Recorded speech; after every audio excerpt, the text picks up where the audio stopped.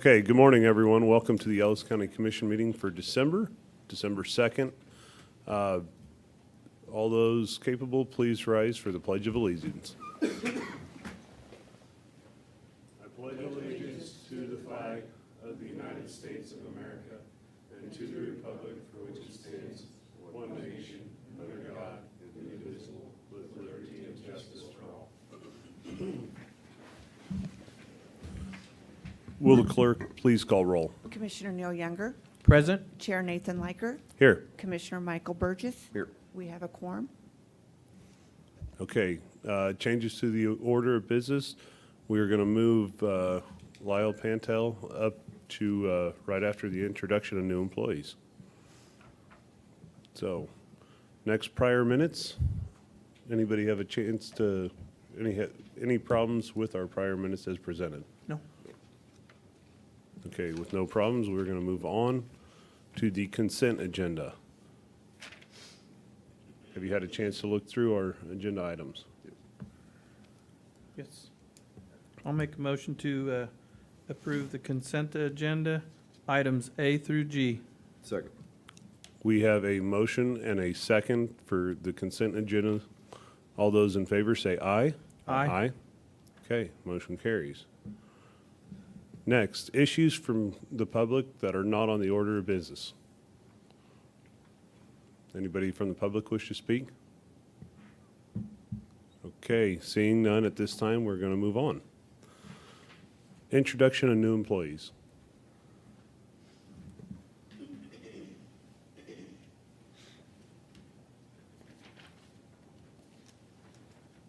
Good morning, Jennifer Taylor, Ellis County HR. Good morning. And good morning.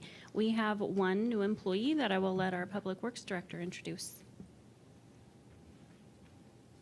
Morning, Commissioners. Brendan McKay, Ellis County Morning. Public Works Director. Good morning. Come on. Well, next to me today is Sean Sloan. He's our new truck driver, previously worked for KDOT, so we're happy to have him out there. Been doing great. Okay, welcome aboard. Thank you. Welcome. Thank you. Morning.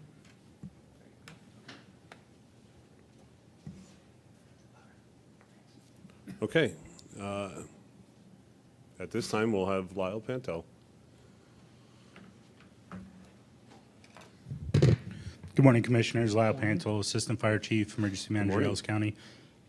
With me today, I have Nolan Schmeidler from Buckeye Wind Energy. For the past, ever since I've been working for the county, 5 years, they've been gracious enough to donate some funds to us, and this year they're going to help pitch in and with the funds we are receiving from them, purchase a bounce house, which we'll use towards public education events for all county fire functions that we can attend. So like Go Truck Go, our open house, things such as that, just to try and get a little more public relations with the people we serve and give kids an opportunity to do something fun with the fire department rather than just hop in the truck, which is fun on its own. But this bounce house that we're going to get, I think about 50 feet long, and it's an obstacle course, so plenty of fun to be had by the kids. Okay, good deal. All right. Yeah, so Nolan Schmeiler with Invenergy with the Buckeye Wind Farm. Just a quick note of appreciation and thank you to Lyle and his crew. Always appreciate the support that they give, and we're pleased to be able to donate this year the $1,490 for the purchase of the bounce house. So thank you. Thank you. Great, thank you. We appreciate it. Is this the one that's going to look like a fire truck? Cool. Cool. Yes.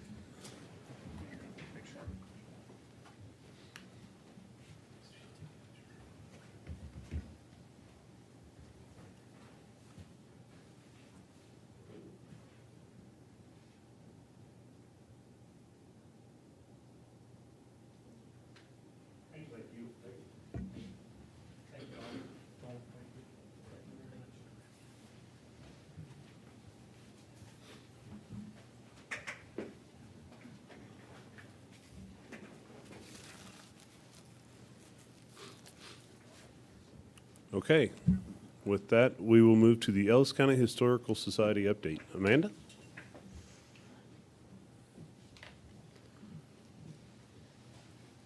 Good morning, Commissioner. Commissioners. Good morning. Amanda Rupp with the Ellis County Historical Society. And I was planning on having like some pictures to show you and some things, but I didn't realize it's already December 2nd and I'm behind already. So Merry Christmas. Anyway, we have originally planned, or I had opened my big to-do mouth and said we'd be open by Christmas. Well, we're gonna move that date just a little bit, so the building will be ready just after Christmas, after the new year. But we ran into an issue, well, not really an issue, a surprise that I had forgotten about with the main gallery area, the part that used to be the altar or the stage. Most of the pictures we see are after 1950, and the stage had been cut off.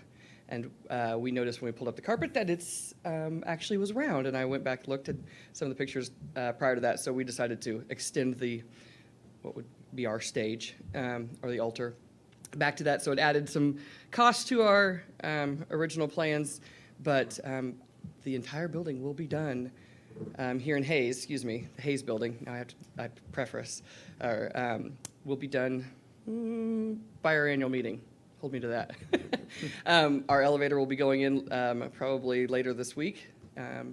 And so that 3-year project is something going to be a cornerstone at downtown Hayes, and we're very proud of it. So as for the Victoria site, the storage unit is done. So we couldn't do any of the stuff in the main gallery upstairs until we had moved all that stuff out this last semester over there. And so it has carpet, AC, new windows, the roof's done.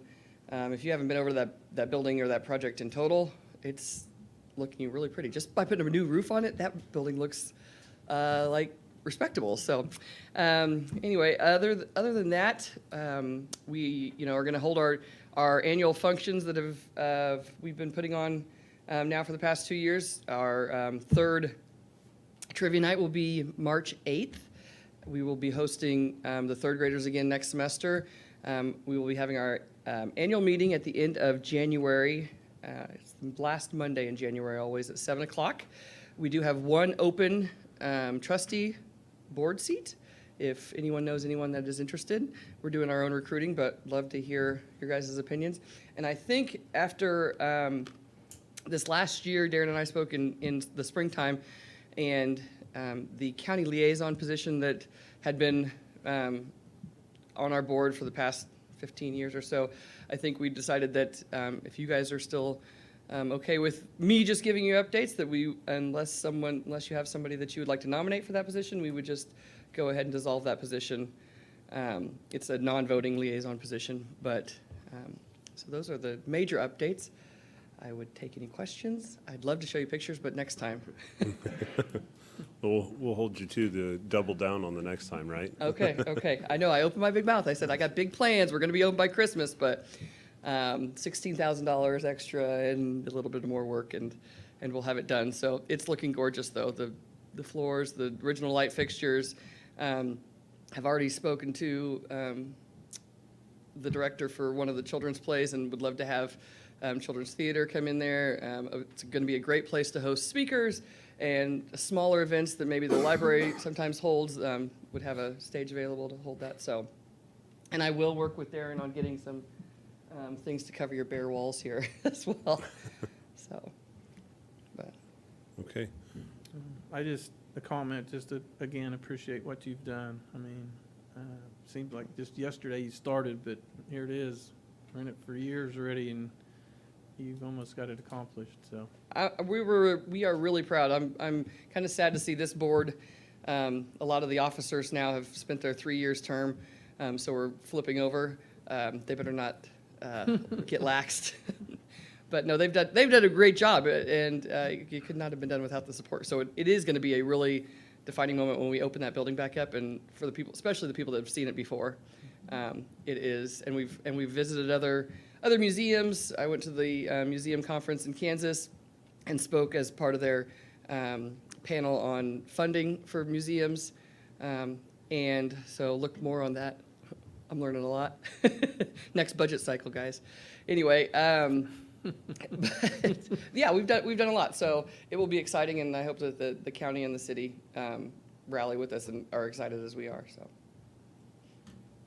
Very good. Very Thank you for the update. Do you need direction on the county liaison spot now, or is that something? Well, I think Darren and I had already spoke about it, that we don't need, I mean, it doesn't need a vote or anything, but if you guys are in agreement, I would just dissolve it from our list of board members. So we've kind of already done that unofficially, Okay. but, so next year it won't be on our, I have no problem I have no having Ms. problem Rupp either. come. No issue. Okay. Well, thank you for the update. Thanks Thanks. again.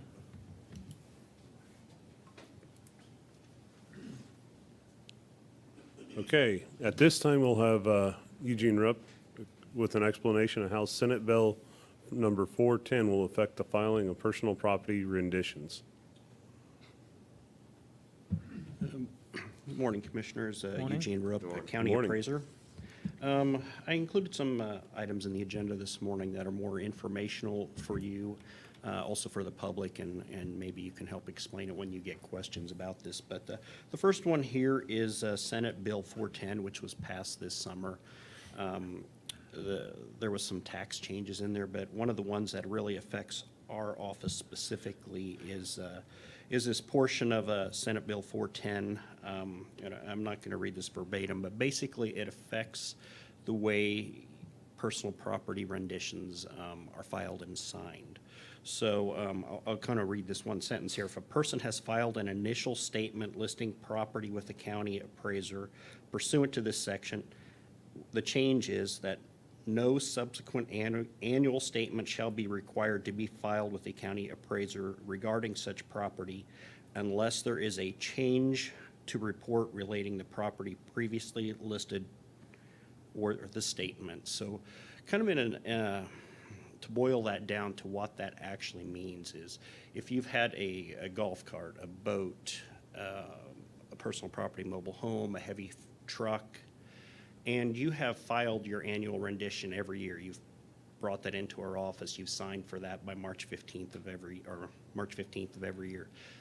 As long as we have that on file and that you've signed and you still own that, you no longer are required to come into our office annually to sign that rendition again. The only time you would need to sign or come into our office is if there is a change. If you've added a new truck, you've added a trailer, you've removed a truck, you've removed a trailer. If there's been some change to the property that's already on your rendition, that would be the only time you need to come into our office and notify us and sign a new rendition. So it's kind of going to be a time savings from the taxpayer standpoint there. We do plan on mailing out renditions one final time this year with a reminder to people that there's been changes to this tax law. So in January, you will still get your personal property rendition here in 2025. If you need to keep it for a record of what you have on file, people will have that handy, but it'll also be the explanation. This will be the last time we actually send that out because it's no longer going to be necessary for you to sign unless there's changes. So, any questions on that change there?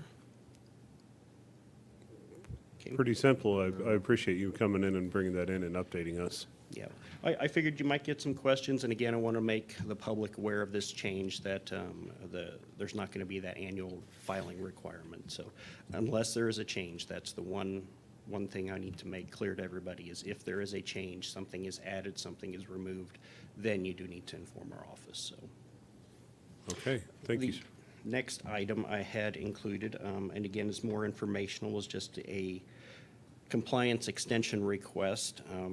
We continue to have some issues with our CIC software in regards to how we're valuing mobile homes.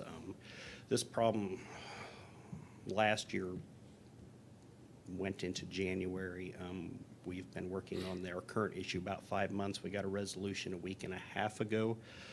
But just to allow time to make sure we get our analysis done and stuff, we did get an extension sent into the state until January 15th. So this part's just informational, letting you know that we did get a phase extension request for the analysis part of valuing mobile homes for 2025.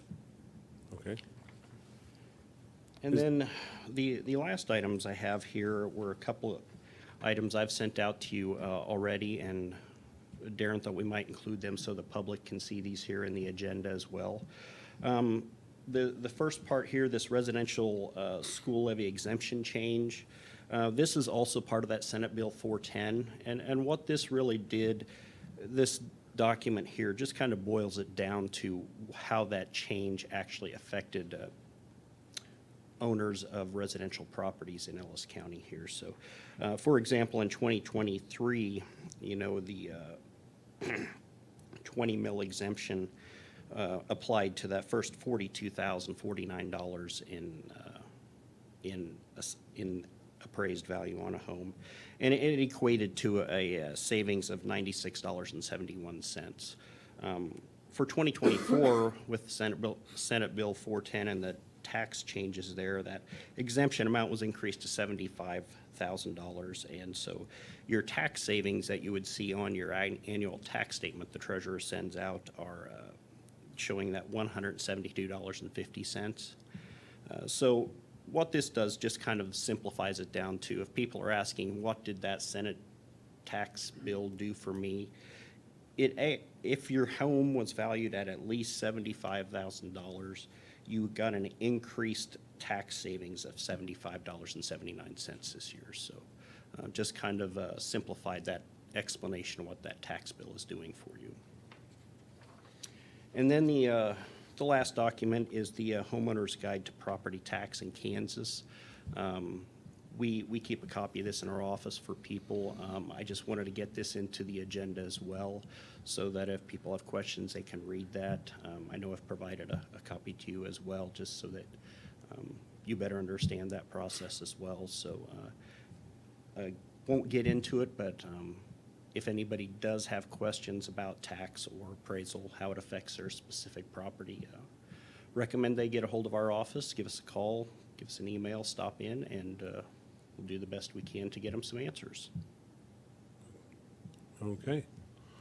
Well, thank you, and thank you for bringing all this to the public light. So All right. greatly appreciated. Thanks, Eugene.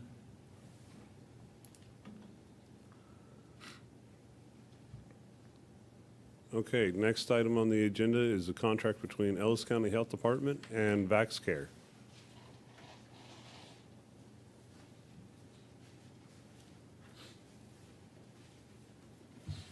Good morning, Kerry McHugh, Interim Morning. Health Department Director. Good morning. Wow, I haven't done this for a while. So, my initial conversations with Darren, he asked me to review the factors that may have contributed to the dramatic reduction in revenue since 2019. So I've done that, and the first thing I found was an access problem. And what I mean by that is the individual in the department that was doing billing did not have access to the Medicare WPS software, so that individual couldn't follow up a claim. When the claim was denied, they were not able to get in and clean the claim up and then rebill it. So after weeding through the Medicare bureaucracy and getting some of those things corrected, that individual does now have access and should have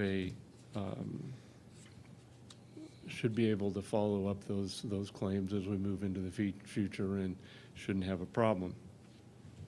The second item was a contract with a company called VaxCare.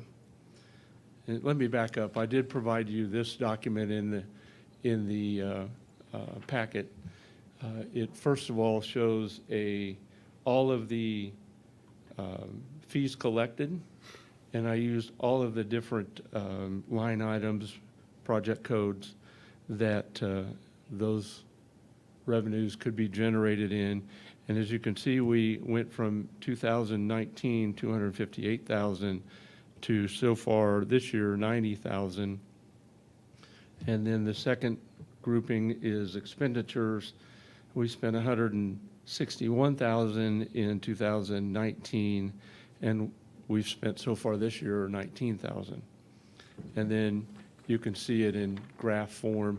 You'll see that there is on the supply side, you'll see that there is a dramatic increase then in 2020, which would be expected with COVID on the expense side.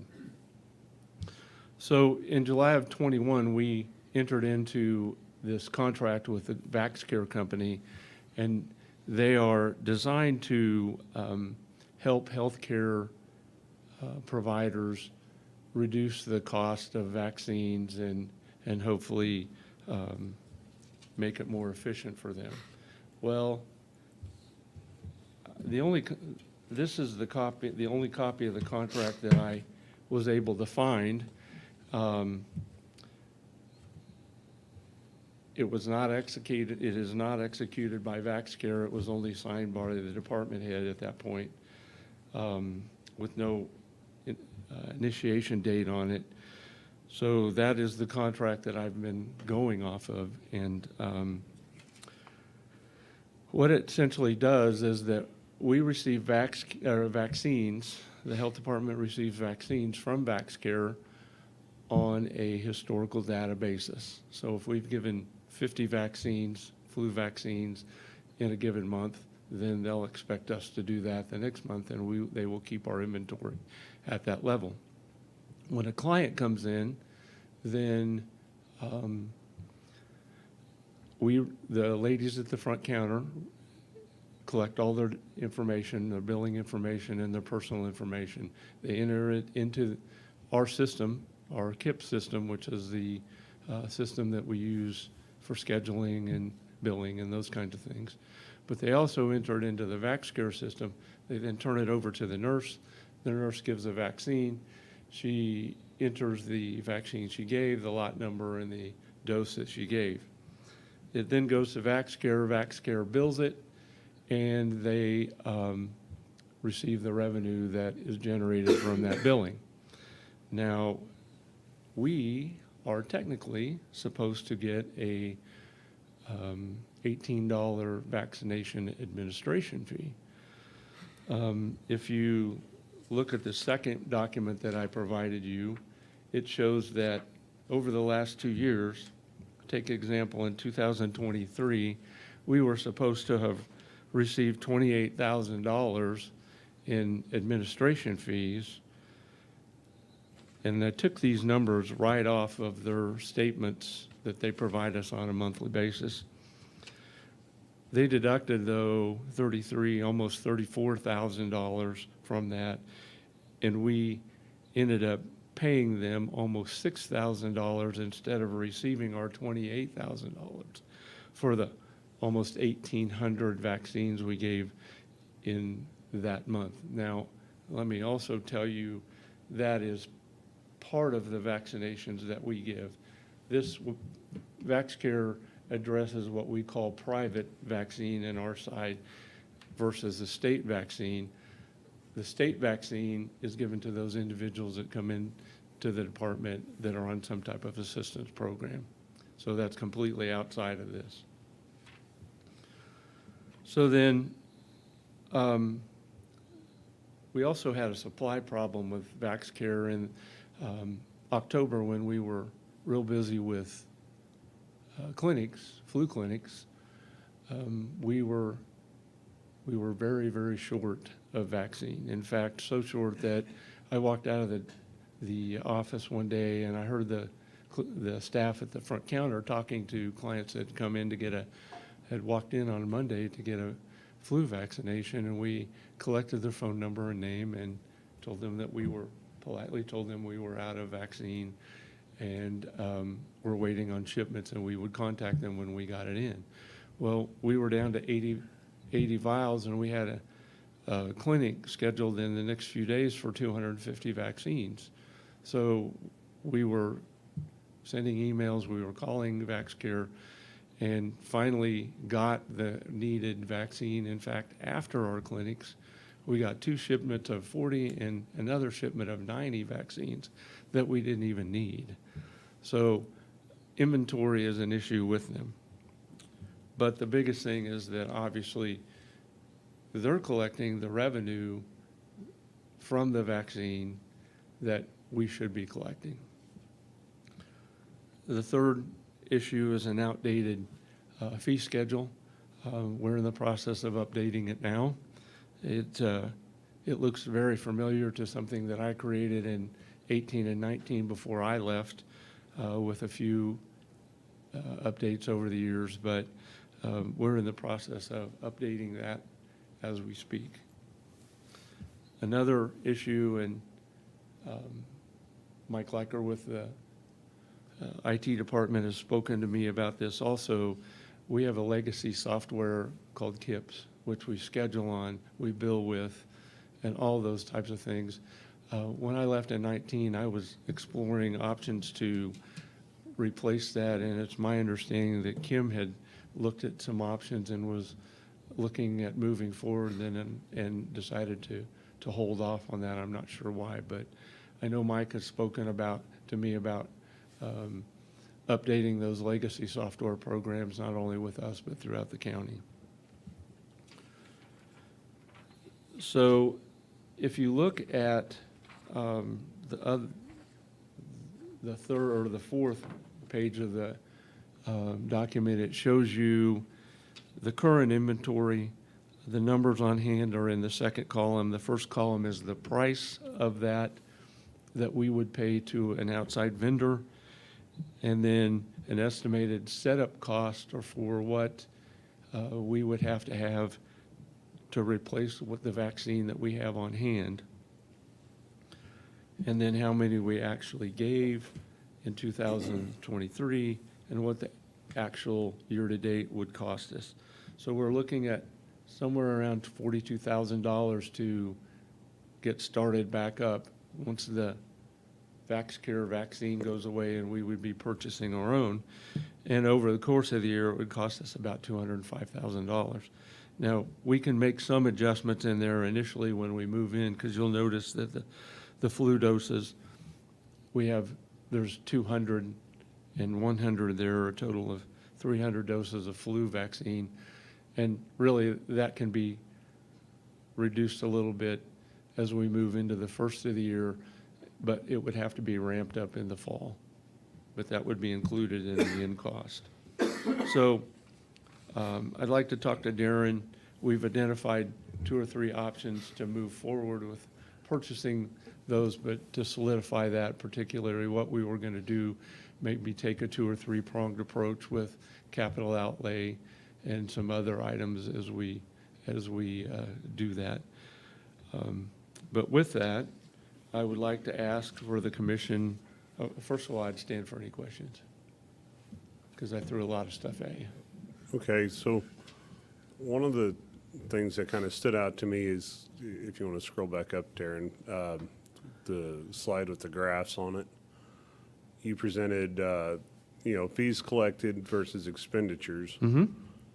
And even though we've changed our program, however, if you take, if you subtract the expenditures from the fees collected, since VaxCare's been brought in, it seems like we've actually done better on that number. Is that a true number to be looking at? I think so. It's the expenses that we actually paid out versus the revenues that have come in. So we've had anywhere from a $70,000 to $160,000 in the black, from what I'm deeming off of the information, with keeping costs associated with our health department lower. But we could increase, if we eliminated this program, we could increase the amount of revenue that we're generating, because we would be getting that administration fee in addition to what. Right. The Well, if I fees go for- back, because VaxCare came on board in 2021, correct? Yes, July. If I go back to 2019 and look at those numbers, there's about $100,000 there in 2019. And if you go up to 2022, after VaxCare's been initiated, or even 2023, we're still at the same revenue rate. Comparative. It's just we're not spending as much money. We're not laying out as much money, from our standpoint. But we would have the ability, as I said, we would spend more money, Mm-hmm. yes, but we would also have the ability to collect the revenue that VaxCare is actually collecting now and move forward in the future collecting additional revenues. Okay. I think part of it to help with that explanation, and you're looking over 5 different budget years with 4 different department heads during that time. So the true accuracy of where those fees are actually being recorded at into each line item has changed throughout the years. So That's why you have 3 lines. Kerry did Okay. his best to try to look back and say, yes, the administration of the vaccine was given in every single line item every year for a true comparison. That wasn't necessarily the case. So that's why he tried to pick up multiple line items to identify when he went through the budgets over the last 5 years to find out where those were actually getting placed differently throughout those different department heads as they would learn their budget and apply those either revenues or expenses in their budget. Which I can appreciate and understand that. I'm just, So we probably didn't capture everything. right. I'm just looking at bottom dollar. I mean, you know, increasing the health department funding or budgetary item, you know, by say an additional 200,000, and at the end of the year, we're in the same position. We just turn more dollars. If we go back to the health department administering the inventory, ordering, billing, and all that, the revenue then would flip to the other side where that would, the additional work, well, it's not additional work because they do it now, the additional billing and actually ensuring that for those 1,800 doses that we would actually get the administrative fee back would flip it, so that way the additional revenues would outweigh more than the additional expenses that we currently have to make that gap wider, to show that we're actually getting, in comparison to where it was 5 years ago, there's $100,000 more in revenue than expenses, and as of this year, there's only 70,000. So if we flip back, if we went back to the way it was about 5 years ago, instead of having about 70,000, we could go back to having roughly 100,000. Those are 5-year-old numbers, and fees would increase as well. But then if you go back 2 years, under the VaxCare program, we had 160 or 135,000. and part of that was because as we moved into the when the health department moved into the VaxCare program, they didn't 100% move into it. They allowed and budgeted money So for is that- VaxCare, for vaccines, to ensure that they had budgeted money to spend and purchase vaccines outside of VaxCare to ensure they had what they needed. Okay.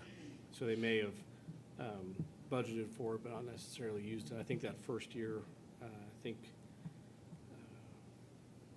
may have been $70,000 extra in expenses that was actually budgeted for, and Okay. then we reduced it down a little bit each year.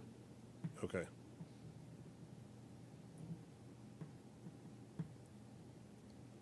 Any questions following up?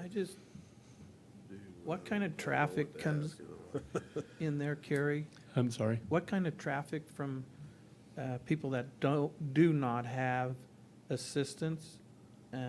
Is there quite a number of people that come in to get a vaccine? Well, I think that one graph shows that last year we gave almost 1,800 vaccines. Okay. So if they don't have an assistant program, what is our fee that we charge those individuals? Is it still 18 or is it? It varies. Okay. Well, the administration fee is always 18. Okay. But the cost of the medication is, so it's going to be a different price for every medication, because you'll have that medication plus the administration fee. Okay. Now, I will tell you that those fees are set with an eye on what Medicare will allow. Obviously, you don't want to go way above that, because then you're just going to increase your write-off. Okay. Because they're only going to pay X. So we want to maximize the collection on that and minimize our write-offs.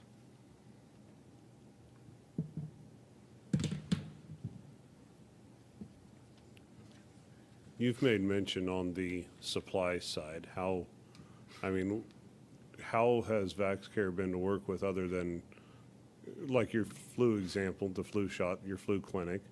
How was it to get an increased supply at a certain time? It's been difficult with different vaccines. I'm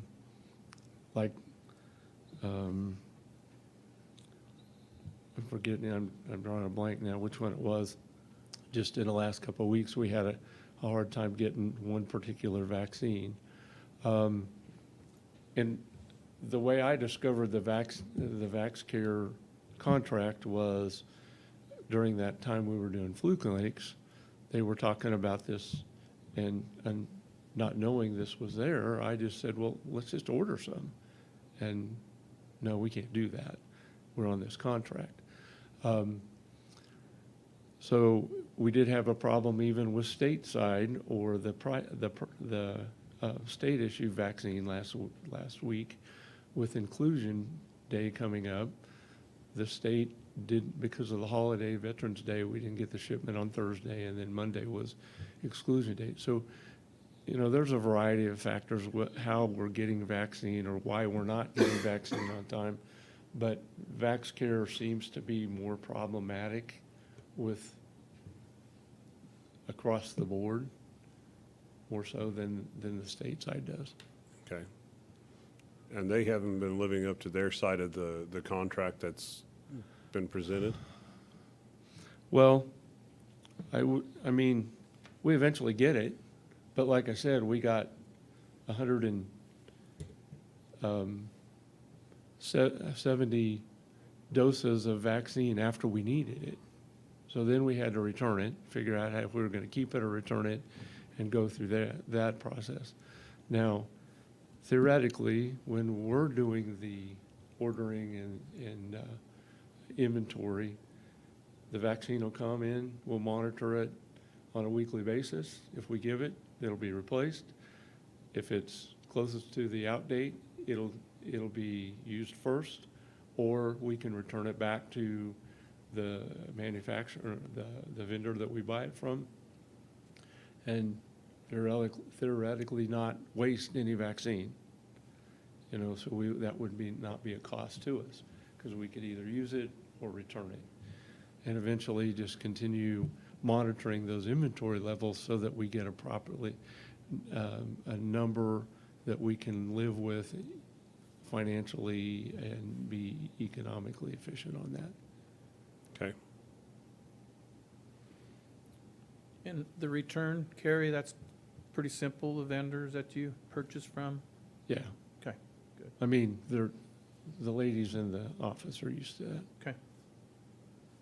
I wouldn't say it's simple, but, because you have to send it back, a lot of it's cooled, and you have to make sure it maintains that temperature. And Okay. Commissioner Burgess, did you have a question? I guess I still need a little clarification. So VaxCare, we order vaccines from VaxCare, or they're just the inventory management? So we have a tablet that when the nurse administers the vaccine, they put in there what they've administered. And they monitor what we administer. And so they just automatically, on historical data, ship us X vaccine. Okay. So without VaxCare, then we would just directly order from We would be monitoring and moving forward. certain manufacturers of whatever. There's vaccine. primarily two manufacturers or suppliers that we use.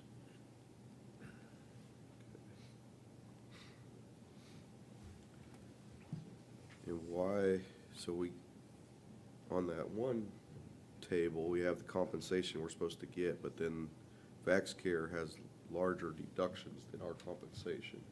So what is making VaxCare, I guess, I don't understand how this, if they're an inventory manager and we're paying them to manage it, then why are they having these large deductions? They didn't get paid for the claim. Okay. So that could be a variety of reasons. That could be that the client gave us insufficient information. And you tack on to the billing process, the access problem that we had, we weren't able to follow that up and provide them the appropriate information to clean that claim up. So they charge us on a monthly basis what they are not receiving.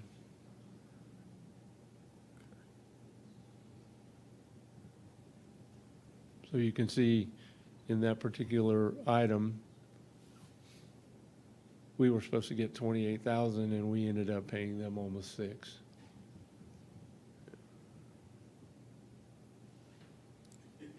Do you feel that changing the access to the Medicaid process is gonna clean this up? Because I'm gonna assume that if they're not getting paid, we're not gonna get paid either. That's right. I mean, and that means whether we have VaxCare or not, if, I think it's going to clean it up a lot. And I've talked with the individual that's doing billing, and they're aware that if we do this, there's going to be an increase in their workload. And she's the one that's been dealing with VaxCare and is real excited about that and not having to deal with them. okay. We're one of the few health departments in the area that use it. Okay.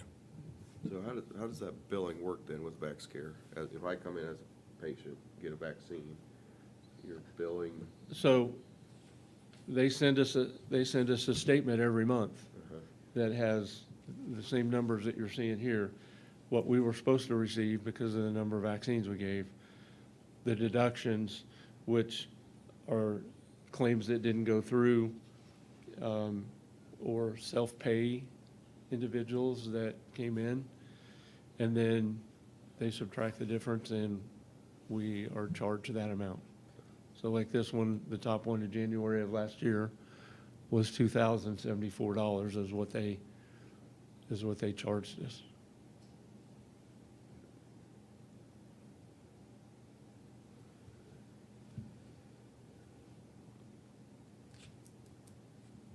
So let's just take January last year. Okay? If we had a number, let's say 30 out of the 91 people that came in for a vaccine, if 30 of those were cash pay, we're just showing what VaxCare would have paid us on this table. That's not appropriating the 30 people who may have self-paid? Very few of those self-pay, they're mostly insurance. Okay. There are some self-pays, yes, but it's not a third. Okay. So then we skip down to like October of 24. Obviously, we had probably a couple of clinics go on, but that was quite a bit. I mean, that was an increase in volume over of 23. Is that the $12,000 bill? Yes. Yeah, there were a lot of clinics involved. Okay.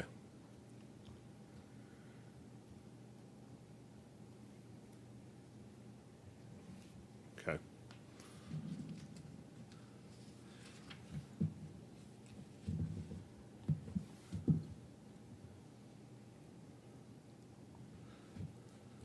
I mean, if you think this is going to help clean stuff up and make it better, I mean, I think so, and County Administrator Myers and I have had several conversations, and I think he believes it'll do the same thing also.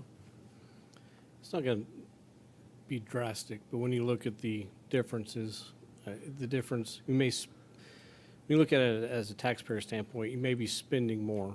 And when you spend more, that's taxpayer money. But if we spend more by going through individual contractor, we will be getting more back. So it may only be 30,000 that were, if you look back historical 5 years ago, it's, if you get 30,000 more back and you get back to those numbers before COVID in 2019, that's less taxpayer money that it's actually using to help do this, which means essentially when the health department is also not funded by property tax because we when we pass the sales tax, the healthcare sales tax offsets from their revenue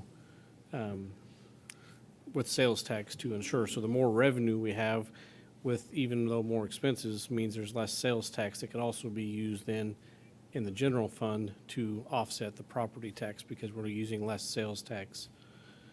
There's a lot of different things here. And I know you're looking at the cost of the vaccines, the number of vaccines, 5 different years, and we don't have true data because the department heads have changed those line items a little bit.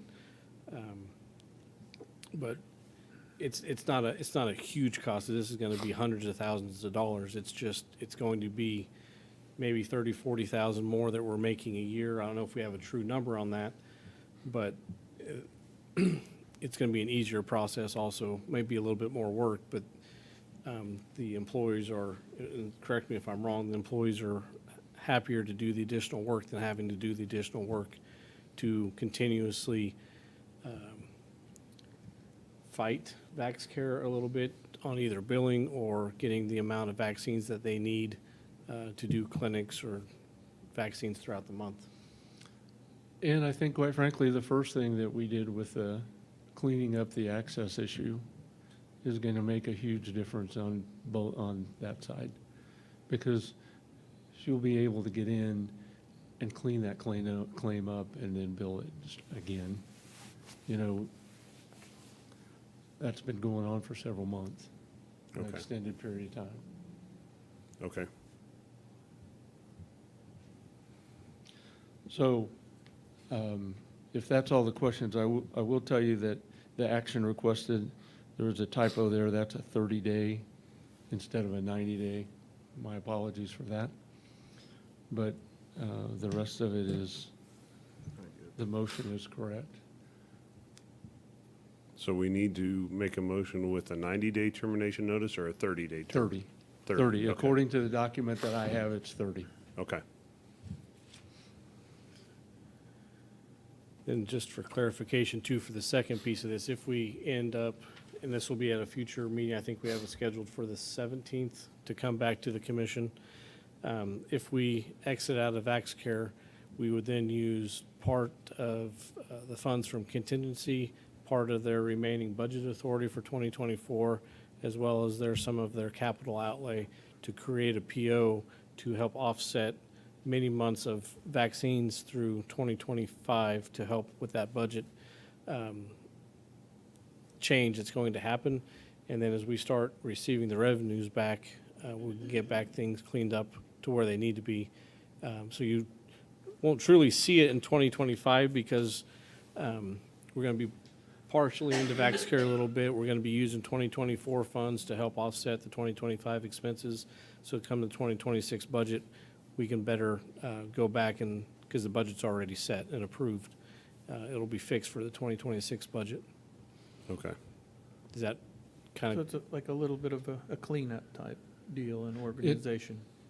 You know, typically you bill, you're gonna, they say 2 weeks, but it's gonna be at least a month to start getting revenue. And so in February, you should start seeing some revenue that you billed for January. Okay. If the clean's perfectly clean, it'll fly through in a couple weeks. But if there's any questions, Okay. Any further questions? No, I just appreciate everything you're doing, Gary, and well, for us in the community. thank you guys for the opportunity. I've enjoyed it. Okay.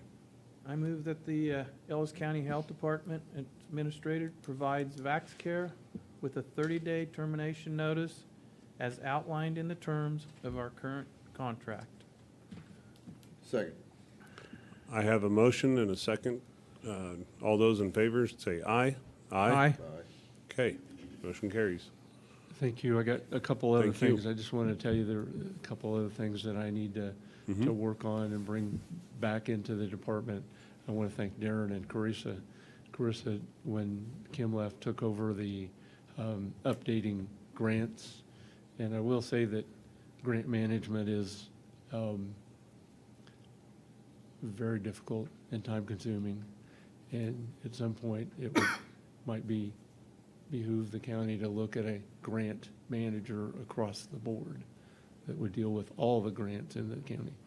But my hope is to bring those back into the department in the next week or so, and so that the December reporting requirements would be done by myself, and then also bring the vouchers back into the agency and be done within our own agency rather than having Carissa to do it. I think she's probably pretty overwhelmed with everything she does, but she doesn't need to be doing our stuff too. But I do appreciate what you've done so far. So, Oh, thank you. Okay, thank you. Okay, thank you. Thank you Have a for the good update. day. You bet, too. You too. Okay, next we have Solid Waste Management Plan Annual Review Report. Good morning, Commissioners. Morning. Justin Craig, Good morning. Environmental Services Director. Before you this morning, last year about this time, we approved our 5-year solid waste management plan and submitted that to the state. Each year, they require an annual review of that to see if there's any changes that needed to be made. I reached out to each member of the community, or the committee, sorry, and got any suggestions they have. So the report that I have states the only change we really needed to make on that solid waste management plan is to remove the terminology of ideal refuse and just replace it with cards as that is what they operate with now.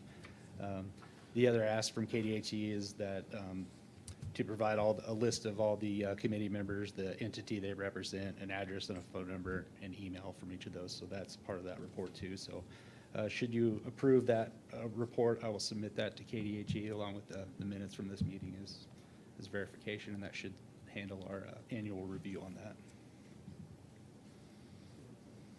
Any questions, gentlemen? I have none. Yeah, that's easier than back scare, so.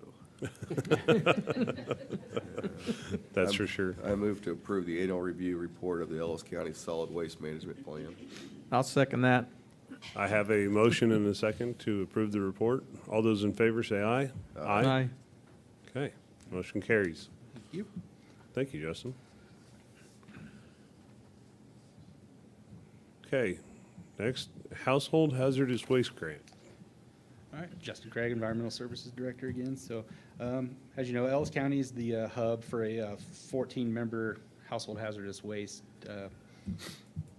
group, I guess you could call it. So, basically, we have a trailer that we have out at the landfill, and each county comes and gets that, takes it back to their county, and they bring all the household hazardous waste that they've collected over that time frame back to us.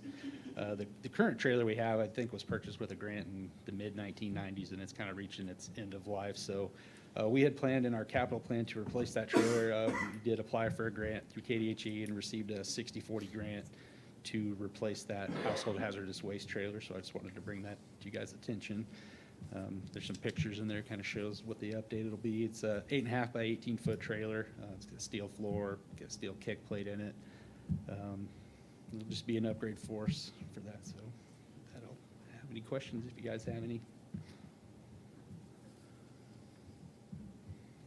Good, I don't thank you. appreciate you going after the grants like that. I know we talked about this for about a year already, so. Yeah, we were kind of waiting for a good time. We also got a grant that, along with that, includes a new aerosol can crusher to send along with Okay. that trailer too. So They didn't have anything electric or hydraulic? what's that? They didn't have anything electric or No, hydraulic? not to send along. They get treated pretty rough, so that'll work just fine. Okay, The old trailer, that's going to stay? Yeah, we'll have it. We haven't decided if we're gonna maybe put it on Purple Wave. It's pretty beat up, or kind of Okay. keep it around for people to use to haul some stuff in, or we could still use it as a backup. It's just, it's getting towards And- the end of its life. The other question I've been getting, when can anybody in our community bring out paint cans, that type of stuff to you guys? Do you Yeah. have a set time, or? No, anytime the Okay. landfill's open, you can come out. If our office is there, just stop in and sign in. If we're closed on a Saturday, you can stop at the scale house and just give her your name, and there's a brick building concrete building with a yellow door. You just put it in there and we sort it out for you. And again, to echo Commissioner Liker, way to go after a grant. Yeah, thank you. Good job, Justin. okay. Any other questions on that? No, Thank you. with no further, Thank you. All right, thank you.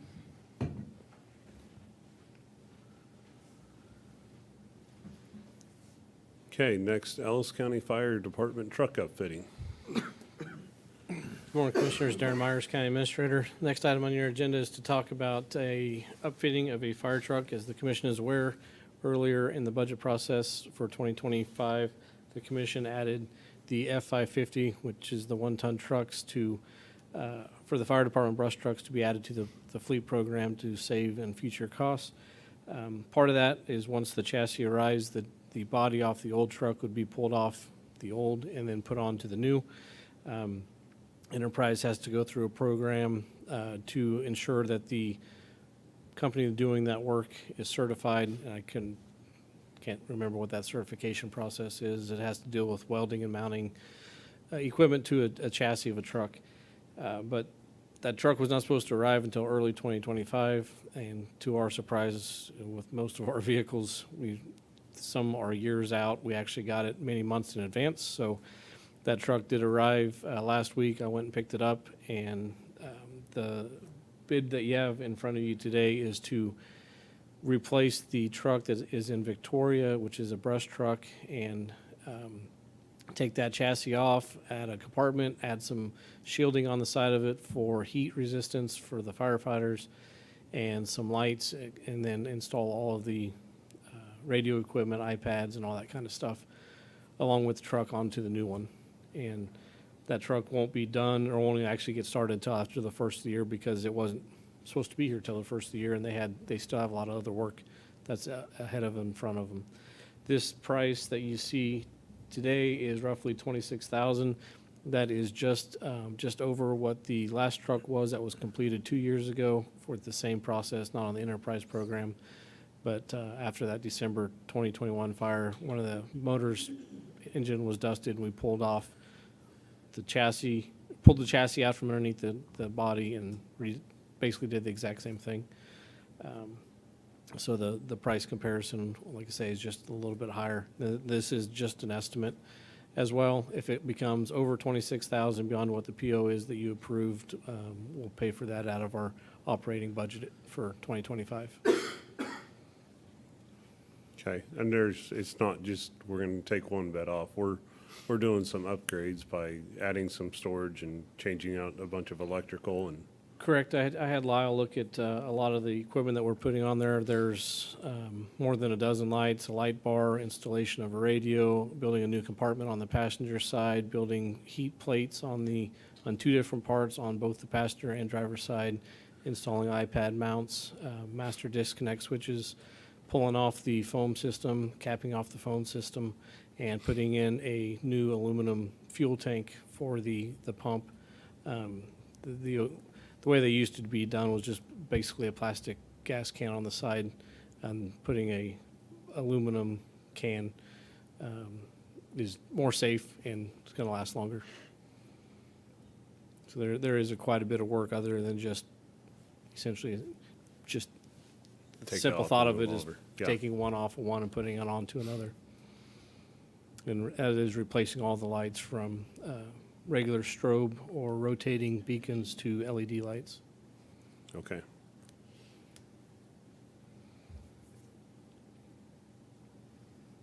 Any questions, gentlemen? I don't have any questions. I have none. Okay. I move to approve PO number 7864 to Hayes Fire and Rescue for the brush truck body remount. Second. I have a motion and a second. All those in favor say aye. Aye. Okay, motion carries. Next, we have the Northwest Kansas Regional Homeland Security Council. Ellis County is a part of the Northwest Kansas Regional Homeland Security Council, which houses a quarterly meeting every quarter in Hoxie.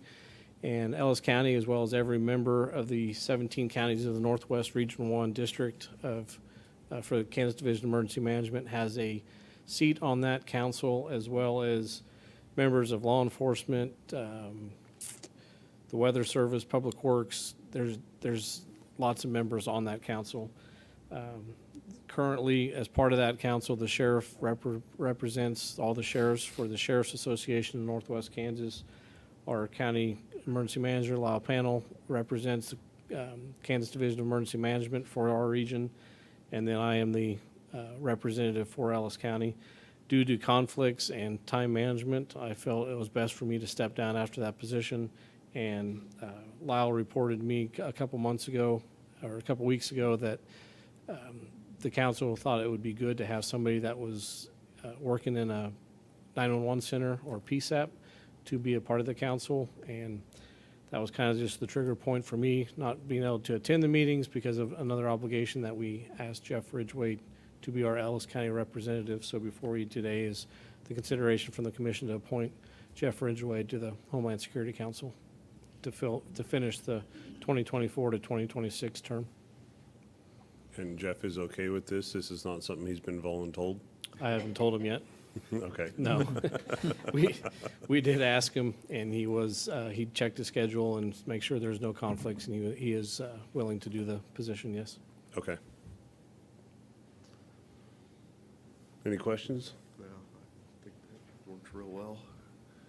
So I move to appoint Jeff Ridgway as the Ellis County representative on the Northwest Regional Homeland Security Council. I'll second that. We have a motion and a second. All those in favor say aye. Aye. Okay.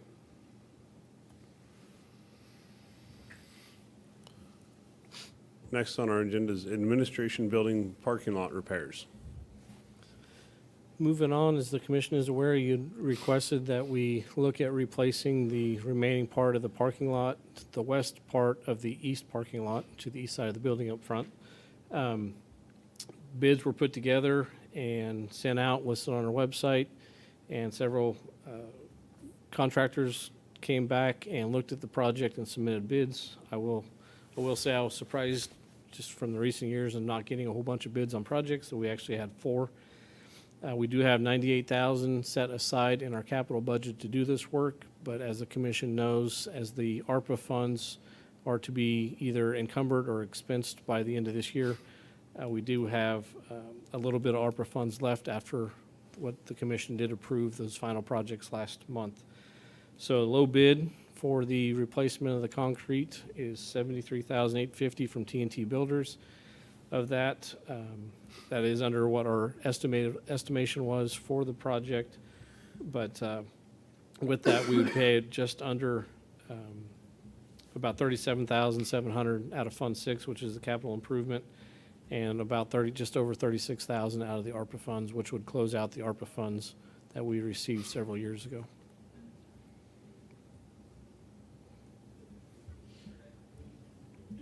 Okay. So I guess Any questions? No, it's due, because like I say, I read in there that we've had some accidents there, so yeah, it's time to get it done, and like I say, the east half is done, so you may as well have a whole new parking lot. Is there any major changes in scope of work between the bids? There's not a big difference, but there's still about, between the top and low, about a 20-some thousand, so. No, the bids were all the same. There was no exceptions. They were all to the same standard. It's basically the scope changed from what the work was done previously to this one, mainly because of the fact we had to tear down a building which had a partial basement and everything, so we had to look a lot more on compaction and everything and the depth of what was actually tore out and then refilled back in for a base. But it was pretty spelled out in the RFP that's also attached to the agenda, that it's basically just doing some saw cuts, tearing out the equipment, where to pin it, sealing it, and filling the cracks. The mixed design is all in there. It's pretty straightforward. Okay. And as I look on there, we will still have that amount of handicap spots, correct? Yes, Okay. I'm sorry, it does include striping. Yeah. The parking lot would have to be, not all of it, but it'd have to be continued to back up, and as part of the RFP, the striping plan would actually finish striping the parking lot, and it would actually add another space, because when we did the fence, we didn't know where the fence was gonna be at. So on the south side, there would be another space that could be added in there for parking closer to the building. Not much, but one. The majority of the additional parking spaces came when the commission approved tearing down the old building several years ago. And there will be no additional ones, Darren, on the north side closer to A Street? Because of right there, that way they can get up on the sidewalk or not? It shouldn't be, no. Okay. It's just going to extend basically right up to where it was. Okay. Okay. Any further questions? Okay, I move to approve PO 7865 to TNT Builders to replace the older west portion of the admin building parking lot. Second. I have a motion and a second. All those in favor say aye. Aye. Okay. Motion carries.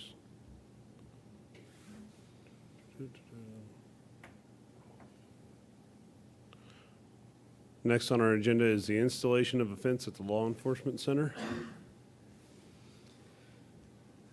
Continuing on again, I guess. As the commission is aware, we had safety inspections of our facilities, and to the improvements that that K-Camp thought would be best for the buildings to secure not only our equipment, HVAC, piping, ducting, generators, et cetera, but also protect the public from being on there and falling or tripping, et cetera, was to add fences both here at the admin building when we added the generator and the condensers outside, but also enclosing the rock garden, which is the area between the law enforcement center and the library.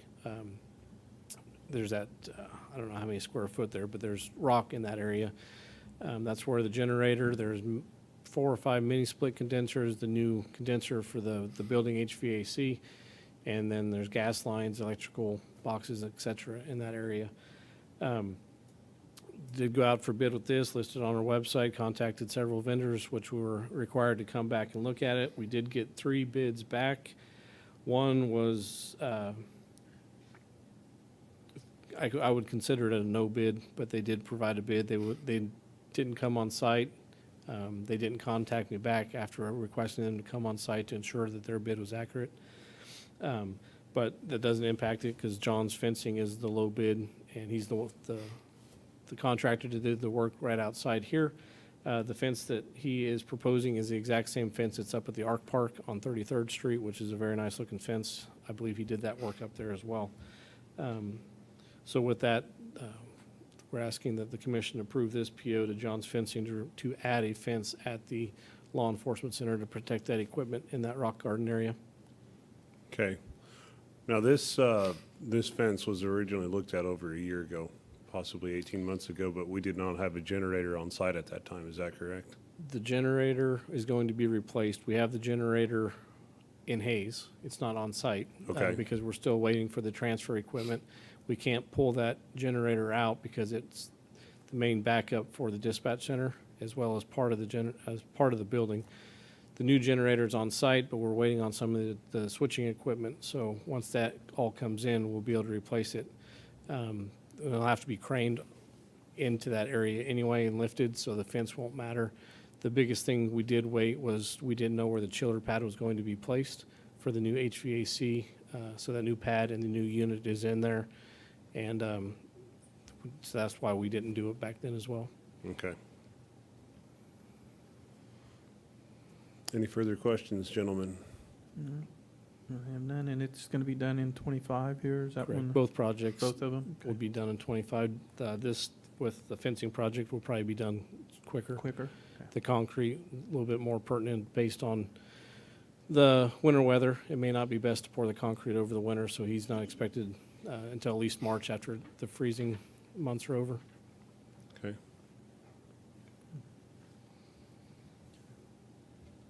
I move to approve PO 7860 to John's Fencing Service to install a safety fence at the Law Enforcement Center. Second. We have a motion and a second. All those in favor say aye. Aye. Okay, motion carries. All right. Well, with no other, I guess we have administrator report. We do have the You want the Public sign? Works sign. Oh, the in sign, I'm sorry. Substantial completion. Go ahead. Just for clarification on that, there is no PO that's required at the bottom. That was left over from the previous agenda item. Right. We do have substantial completion at the Public Works site. We did the initial walkthrough and punch list with Tesserae, and then a follow-up the same week, or the beginning of the week before the Public Works facility moved in, which was on November 20th and 21st. With that, there are several items that are remaining, that some of the items couldn't be done until after Public Works moved in, as well as, for instance, the sign that is on here. But nothing that is impaired their work or the ability to move into that facility. So with that, part of it is to have a motion to approve the substantial completion of the project, but also is to have a decision on what the commission would like to do for the sign out front. This is a monument sign. This will be placed just to the north end of the entrance of the yard, right up next to the fence. It wouldn't be on KDOT right away. And there's two options in your packet. One is basically a 6-foot wide by 12-foot tall, and the other is 8-foot wide by 16-foot tall. I know I mentioned this to the commission last week a little bit. There is a cost difference, obviously, between two of the signs. However, the commission's thoughts that you had shared with me, that you want to make sure that the sign is big enough to be able to see along Highway 183. So with that, I just need the commission's approval of which sign you would like to have out there. And this will, you said it will not be on KDOT right away, correct? Correct. We did have a conversation with KDOT. If we did KDOT right away, we'd have to go through a permitting process and send it all to the state. We've talked to the local engineer out of KDOT, and since it will be on the Ellis County property, we don't have to go through that permitting process. Okay. Will this be far enough back from 183 that we will not have vision impairments for our equipment as we pull onto that Couldn't highly give you traveled the road? exact distance, but you know where the Public Works poured the concrete entrance? I would say that's probably 100 yards off, maybe not 100 yards, a couple hundred feet off the highway. It'll be up past that, Okay. past our fence line, which I'm not sure what that KDOT road right away is there, but it would be well behind where the trucks would be stopping at. Okay.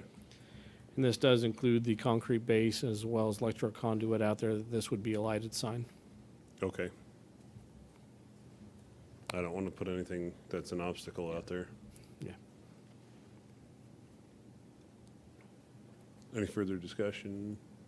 Any preference on size?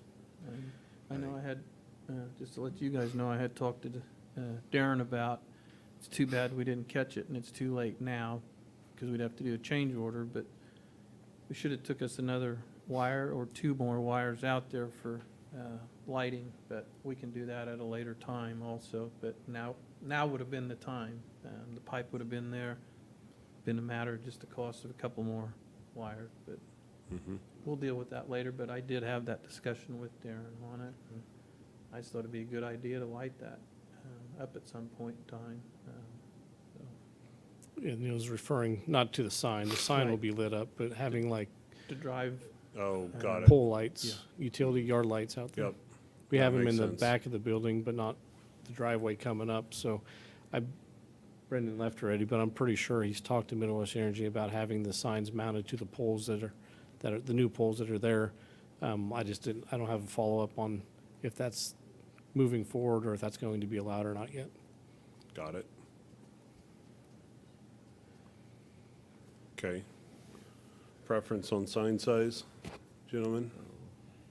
I think go with the larger one. It's Yeah. fine. got one chance to do it, do it. Yeah. Go big or go home.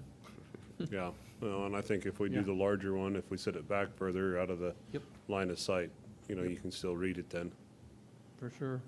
If you do want a little bit of comparison, just to the north of or south of our entrance is Midwestern Pipeworks entrance. they have a sign that's 20-foot tall.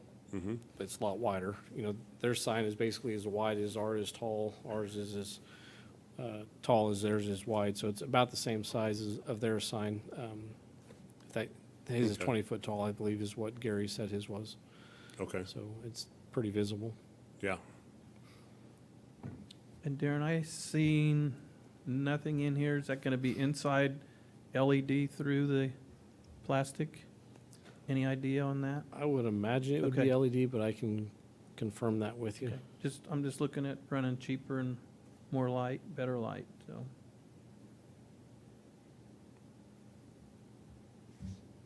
Okay, well, I agree on go with the larger one, so I guess then with that, I'll move to approve the larger sign size and to have the board chair sign the substantial completion document for Public Works facility. And I probably shouldn't have made that motion as the chair. Well, I'll move to approve the larger sign size and have the board chair sign the substantial completion document for the Public Works facility. I'll second it. Okay, we have a motion on the table, so all in favor say aye. Aye. Okay, motion is approved. Now, administrator report, Darren, got enough?